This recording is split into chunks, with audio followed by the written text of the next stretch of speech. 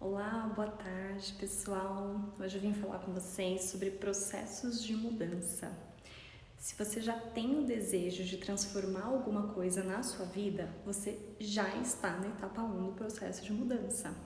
Simples assim mesmo. O desejo é uma etapa bastante importante em toda e qualquer mudança, porque enquanto você não deseja, enquanto outras pessoas acham que é importante para você e não você mesmo, não vai adiantar. Pode ser marido, namorado, mãe, gestor, não importa quem seja.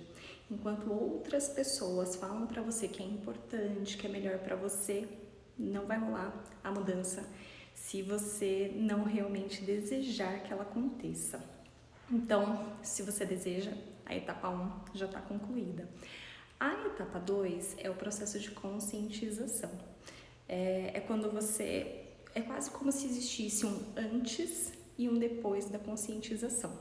A conscientização é quase como quando você entra num quarto escuro e alguém acende a luz. É quando você percebe como as coisas acontecem e por que elas acontecem.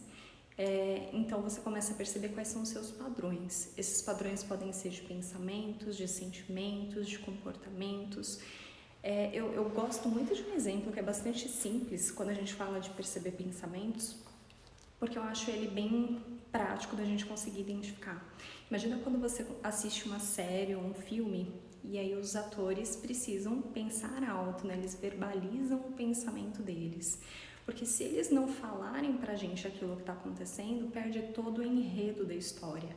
É como se a gente não conseguisse entender o que está acontecendo se eles simplesmente falassem as falas da cena mesmo, né? E não aquilo que eles pensaram. Então, esse pensar alto é o que faz com que a gente compreenda tudo o que acontece. Da mesma forma acontece na nossa vida. Quando a gente começa a perceber quais são esses nossos pensamentos e a gente começa a perceber qual é essa voz que fica aqui internamente falando na nossa cabeça, a gente começa a entender qual é o enredo. Então a gente começa a perceber quais são esses padrões, que tipo de pensamento a gente costuma ter, em quais situações, como esses pensamentos fazem com que a gente se sinta, como esses pensamentos fazem com que a gente tenha uma determinada ação. Então, por exemplo, imagina que alguém faz uma crítica em relação ao seu trabalho. Você pode fazer uma série de avaliações, você pode fazer uma série ter uma série de percepções ligadas a esse momento. E essas avaliações que você faz é o seu pensamento. O pensamento nem sempre também surge só como avaliação. Ele pode surgir como um flash, uma imagem, uma sensação. Então, tudo isso é composto dessa etapa de conscientização. É quando você percebe o ambiente como um todo, quando você percebe aquilo que você sente, quando você começa a nomear os seus sentimentos também. E quando você percebe qual o padrão de ações você tem em cada situação. Essa é uma etapa extremamente importante. Às vezes, quando a gente está nessa etapa, principalmente no processo de desenvolvimento, seja ele qual for, pode ser um processo de psicoterapia ou qualquer outro processo de autoconhecimento, é comum que as pessoas que conhecem a gente, que sabem que a gente está passando por aquele processo, não percebam tantas mudanças no início. Depois elas começam a perceber. E às vezes a gente tem a sensação de que eu percebo, mas eu não sei bem o que fazer. Mas eu costumo comparar essa etapa como a etapa da fundação de uma obra. Ela precisa ser consistente. Então, quanto mais a gente percebe como a gente mais a gente consegue depois ir para a próxima etapa, ir para a construção, né? Fazer crescer aquilo que a gente quer para a nossa vida, que é a mudança. Por isso que todo processo de desenvolvimento precisa ter um objetivo, a gente precisa saber onde a gente quer chegar.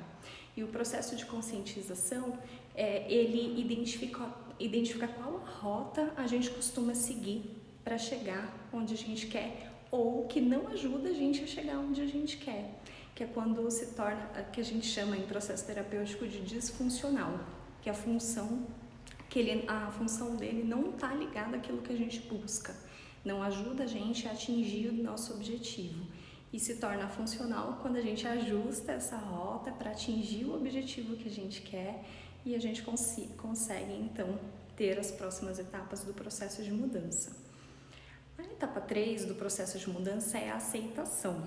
E essa palavra é um pouco perigosa, porque a gente pode pensar que é simplesmente aceitar. Então eu aceito que as coisas são como são e tudo bem, não tem o que ser feito. E não é isso. Aceitar as coisas como elas são significa você parar de pensar no passado, em como elas foram, e no futuro, em como elas deveriam ser. É quase como se a gente calibrasse aí um pouco a expectativa, né? Tirando a gente desse passado e tirando a gente desse futuro e trazendo a gente para o presente, para entender como as coisas realmente são.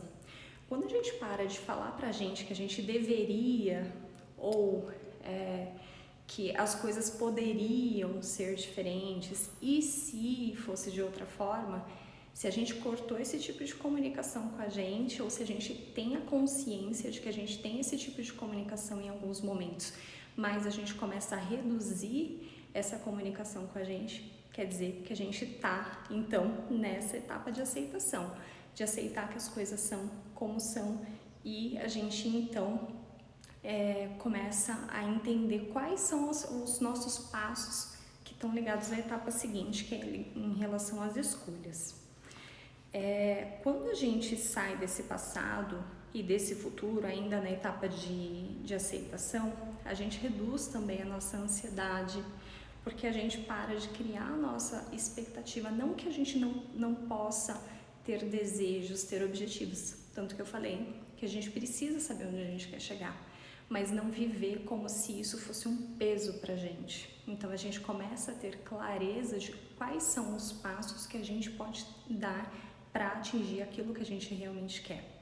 E aí, o último passo que acontece quase como consequência do processo de mudança é o das escolhas, que é a ação. Tendo em vista que eu já percebo o meu ambiente, eu já desejo mudar, eu já tenho toda a clareza de tudo que está acontecendo internamente, de quais são os meus padrões, eu já aceito que as coisas são como são, então agora é hora de mudar, que é partir para o comportamento.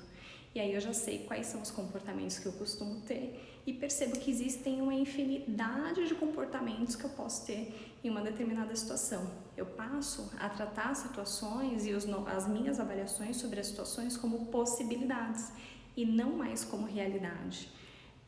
Então, essa é a última etapa do processo de mudança, que está ligada à nossa ação. O que costuma acontecer quando a gente começa a ter consciência dos nossos pensamentos? A gente percebe que a gente vai para extremos normalmente. Então, ou a gente fica num rótulo ligado ao positivo ou ao negativo. Por exemplo, ou eu sou competente ou eu sou incompetente. Ou eu sou boa ou eu sou péssima. Ou eu sou bonito ou eu sou horrível. E será que a gente é só isso? A gente é só extremo? Com certeza não. Tem muito mais coisas aqui no meio. Assim como um termômetro, né, que tem vários graus, as avaliações também podem ter vários graus. Então a gente nunca é extremo, ou é quente ou é frio, tá? E o morno, né? E dentro dessa temperatura toda, quais outras divisões existem? Então, esse é um tipo de pensamento que é bastante comum da gente perceber em nós e que a gente começa, quando vai para essa última etapa de escolhas, a perceber que existem outras possibilidades. Um outro tipo de pensamento bastante comum é o da rotulação, né? Se eu já vou para o tudo ou nada, a rotulação ela vem também aí como parte do pacote muitas vezes mesmo. Então eu sou incompetente, eu sou ansiosa, eu sou preocupada, eu sou incapaz. Esse rótulo que a gente carrega, primeiro, não é o que a gente é. É diferente, é muito diferente quando eu falo, e eu falei isso bastante a semana passada em atendimentos, é diferente quando eu falo que eu sou ansiosa e que eu fico ansiosa quando algo acontece. Porque quando eu falo que eu sou de uma determinada forma, isso é uma característica minha, quase que uma característica da minha personalidade. E quando eu falo que eu fico ansiosa quando eu faço uma determinada apresentação, eu fico ansiosa quando eu vou dirigir em estradas, eu fico ansiosa quando eu preciso negar um pedido, isso me leva para movimento. Por quê? Porque eu percebo que tem solução. É diferente de eu trazer como algo constatado, eu sou ansiosa e ponto. como se não pudesse mudar. Eu não sou a ansiedade. A ansiedade é um pedaço do meu comportamento, é um pedaço do meu sentimento e não aquilo que eu sou. Então, por isso que o rótulo às vezes ajuda e muitas vezes não ajuda. Ele ajuda só para que a gente tenha uma noção do que pode ser feito diante daquilo, mas ele não representa o que a gente é, e sim um pedacinho do que a gente faz, do que a gente sente, da forma com que a gente se comporta. Um outro estilo de pensamento bastante comum ainda na etapa da conscientização é a generalização. Então, eu vou super bem no meu trabalho todos os dias. Então, eu tô tendo bons resultados, eu tô atingindo aquilo que eu espero, ou eu tô lá firme na minha dieta, tô fazendo tudo direitinho, tô firme no exercício, e aí um dia que eu não tenho o resultado que eu espero, que sai diferente daquilo que está planejado, o que acontece? Eu sou péssima, então eu não vou conseguir dar conta, eu sou uma péssima profissional, eu nunca vou conseguir estudar o quanto eu quero. Então a gente generaliza, como se uma situação representasse todas as situações, o que não é verdade. Então é ter clareza também se esse tipo de pensamento surge, para que a gente possa então identificar que eu errei uma vez, né? Não é comer um brigadeiro que estraga uma dieta, não é não ter o resultado em um dia que faz com que eu seja incompetente, não é porque eu não fiz uma entrega que eu sou uma péssima profissional, não é porque eu não respondi uma mensagem. Eu tenho um problema com mensagens às vezes, mas não é porque eu não respondi uma mensagem que eu sou uma péssima amiga. Isso não tem relação. Isso é uma generalização, é tornar um ponto como o todo. E outro estilo de pensamento que surge com bastante frequência é o se. Mas e se eu fizesse diferente? Mas e se acontecesse de uma forma específica? Mas e se eu não conseguir? E se eu não for capaz? E se eu for falar com aquela pessoa e ela me entender mal? E se ficarem chateados comigo? Esse e se também é um dos estilos de pensamento que a gente precisa ficar bastante atento, porque ele também não leva a gente para a solução. Porque da mesma forma que existe a possibilidade de não dar certo, existe a possibilidade de dar certo. Só que quando a gente vê que o e se está presente na nossa mente, muito provavelmente ele vai levar a gente para o aspecto negativo, de não conseguir, de ficarem chateados e não de tudo dar certo. E é isso, é tratar o pensamento como uma possibilidade. Eu sempre falo que os pensamentos são só pensamentos, eles não são fatos. Então não é porque a gente pensa que algo pode acontecer que vai acontecer. É uma possibilidade, mas existem inúmeras outras possibilidades além daquelas que a gente imaginou para aquela situação. E aí tem uma coisa que eu queria compartilhar com vocês também, que está ligada à nossa forma de ver o mundo. Quando a gente nasce, a gente é suficiente do jeito que a gente é. É quase como se existisse uma linha mesmo, sabe? Uma linha reta. Então as coisas são como são, tá tudo bem, eu não preciso fazer nada para ser aceito, eu não preciso fazer nada para ser amado, para ser querido. E aí a gente começa a olhar ao redor, ainda muito pequenininho, ainda criança. E a gente começa a olhar para outras crianças, para outros adultos e perceber que nós somos diferentes. Então o outro é diferente de mim, e aí eu começo a ter expectativas, e aí cria-se uma outra linha de como eu acho que as coisas deveriam ser. Então aqui como as coisas são e como eu acho que deveriam ser. E esse distanciamento entre as linhas é o estresse. É como eu acho que poderia ser diferente, mas que será que tem que mesmo? É só uma percepção de mundo que a gente vai criando quando a gente se compara com outras pessoas. E não necessariamente aquela nossa visão é realidade. Porque mais importante do que aquilo que a gente vive é a avaliação que a gente faz daquilo que a gente vive. E essa avaliação pode sim levar a gente para o estresse. E quando a gente percebe que a gente, na nossa visão, a gente não é suficiente em algum ponto, a gente está aqui no ponto do menos. O que a gente tenta fazer? Não ter essa sensação e ir para o ponto do mais. Então, para não me sentir incompetente, o que eu faço? Compenso de que forma? As compensações começam a surgir daí. Então, tenta lembrar de você criança lá com toda a maturidade dos seus 5 anos de idade e qual era a situação em que você se sentia menos que outras crianças, que outros adultos, que outras pessoas e o que você fazia. Eu, por exemplo, eu fui para o estudo. Eu sempre fui do estudo, porque aquilo fazia com que eu me sentisse bem.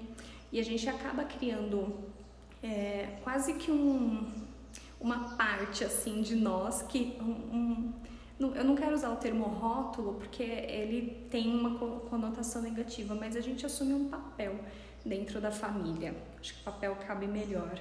Então, da mesma forma com que outras crianças assumem outros papéis, a gente acaba assumindo aquele papel. Então tem aquele que é o mais queridinho, é o mais mimado, é o mais bonito, é o mais bonzinho, e nem sempre esses papéis também que a gente assume mesmo que socialmente aceitos, fazem bem pra gente, porque gera um peso. Não é legal ser a perfeita, não é legal ser o melhor. Isso pesa principalmente para uma criança que acha que precisa fazer aquilo para ser aceita pela família, para se sentir reconhecida.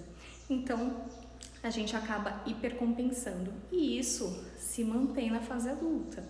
Então, quando a gente cresce, a gente continua achando que a gente não é suficiente em algo e a gente acaba agindo de uma forma para compensar aquilo. Então, o que eu faço para me tirar dessa sensação ruim e me trazer para uma sensação um pouco mais tranquila, para que eu não me sinta daquela forma? Então, eu queria já propor aqui para vocês que vocês façam esse exercício, que vocês percebam em quais situações vocês se sentem menos e o que vocês fazem para se sentir melhor. E percebam quais são as avaliações que vocês fazem, quais são os pensamentos que vocês têm em relação a essas situações. Tá bom? Por hoje é isso. Espero que vocês busquem aí a mudança para uma vida muito mais tranquila. A gente vai ter em breve uma semana que é do Bem Viver Bem, que eu vou aprofundar muito a questão do processo de mudança para que vocês possam ter uma vida tranquila, uma vida com menos ansiedade, uma vida com mais bem-estar, com mais propósito. E em breve eu trago aqui notícias para vocês, tá bom? Um beijo, pessoal, até mais!